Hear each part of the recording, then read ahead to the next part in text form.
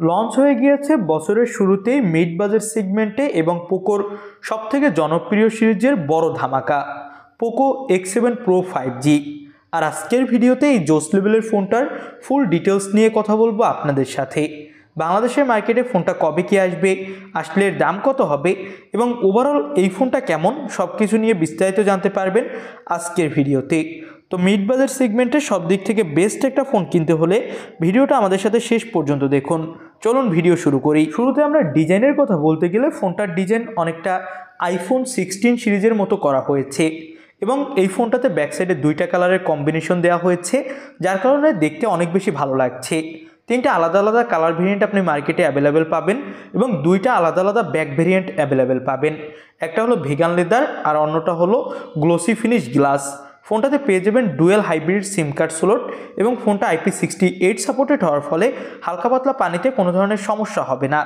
ফোনটার সামনে দেওয়া হয়েছে মিডল পাঞ্চল কাটিং ডিসপ্লে, যেটা হলো 6.67 ইঞ্চি মাপের 1.5K রেজুলেশনের OLED প্যানেল। ডিসপ্লের 3 বেজেলস একদম নেই বললেই চলে এবং 120 হার্জের রিফ্রেশ রেট থাকার ফলে অনেক ভালো স্মুথ পারফরমেন্স পাবেন এখানে। ডিসপ্লেটা HDR10+ সাপোর্টেড এবং ডলবি ভিশন সাপোর্টেড।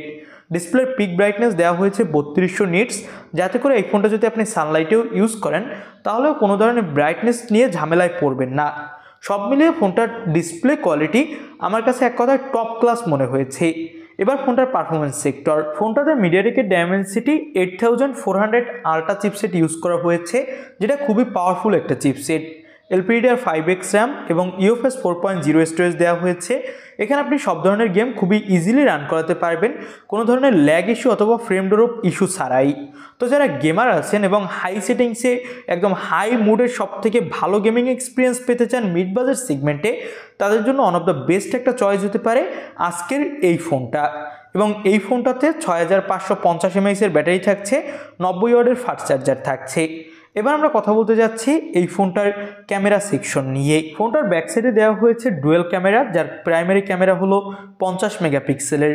সাথে আপনি 8 মেগাপিক্সেলের একটা আল্ট্রা ওয়াইড ক্যামেরা পাবেন, যেখান দিয়ে আপনি 4K-তে ভিডিও রেকর্ড করতে পারবেন ব্যাক ক্যামেরায়।